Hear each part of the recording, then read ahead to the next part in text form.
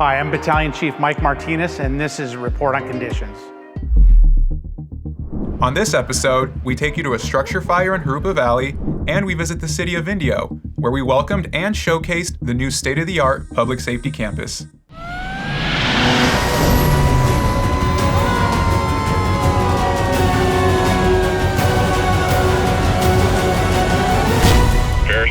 Engine 1 with report on conditions. Hello, and thank you for joining us on today's episode of Report on Conditions. I'm Alex Izaguirre. We're starting in Indio, where the ribbon-cutting ceremony for their public safety campus and grand opening of Station 86 took place.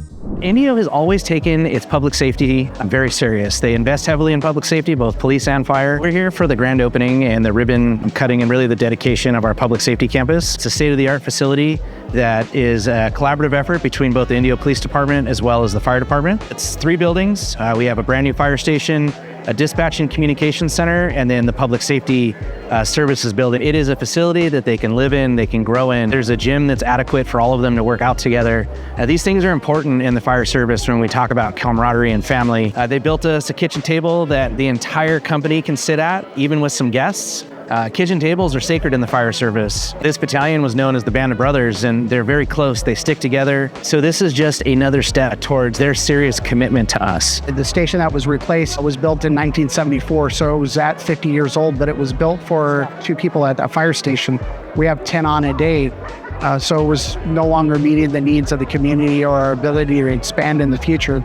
Construction on these buildings took about a year and a half because there was 3 buildings being built simultaneously. The new fire station has a commercial kitchen. It has individual dormitory rooms. It has adequate office space, adequate support space. It has a gymnasium. But most importantly, one of the things it does is it expanded the bay to 4 wide and 2 deep, which allows us to store a lot more apparatus and also staff additional apparatus out of the fire station. This is a huge step forward towards the next 50 years of fire protection in the City of Indio.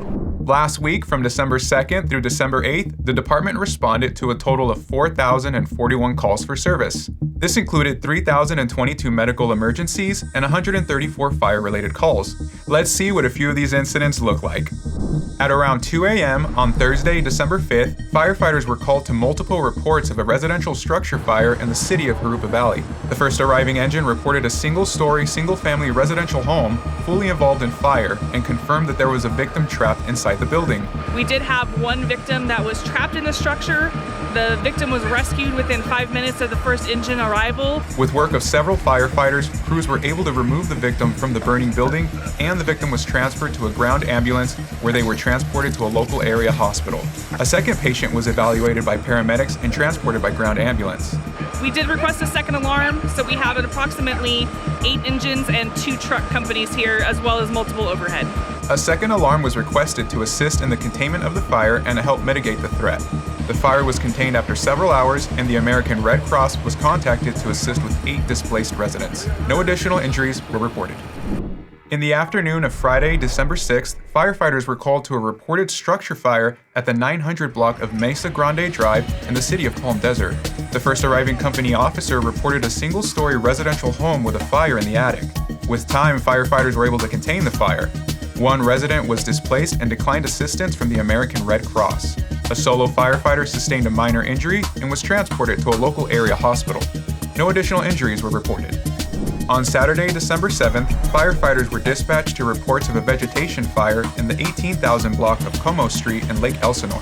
The first arriving engine reported a 50 by 50 spot of fire with a slow rate of spread. Firefighters were able to contain the fire within 6 minutes of arriving on scene. No injuries were reported. Hi there, I'm Robert Foxworthy with CAL FIRE. Today we're going to demonstrate how easily a Christmas tree can catch fire, why it's important to water it daily, and why you must practice fire safety during the holidays.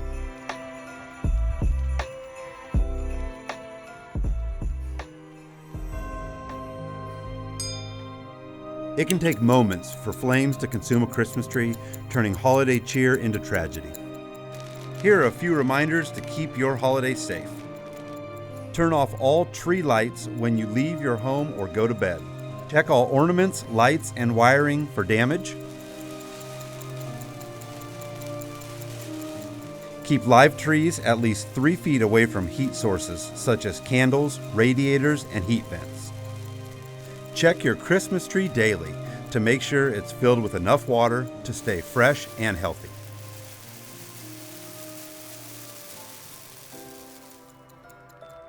From all of us here at CAL FIRE, have a safe and happy holiday season.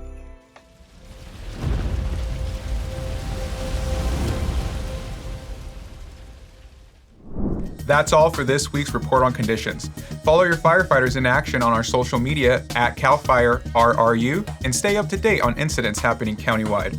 If you caught any great footage of our firefighters at work or out in the community, send them to us at rrupio@fire.ca.gov. On behalf of your Public Affairs and Community Education Bureau, I'm Alex Izaguirre. Thanks for watching.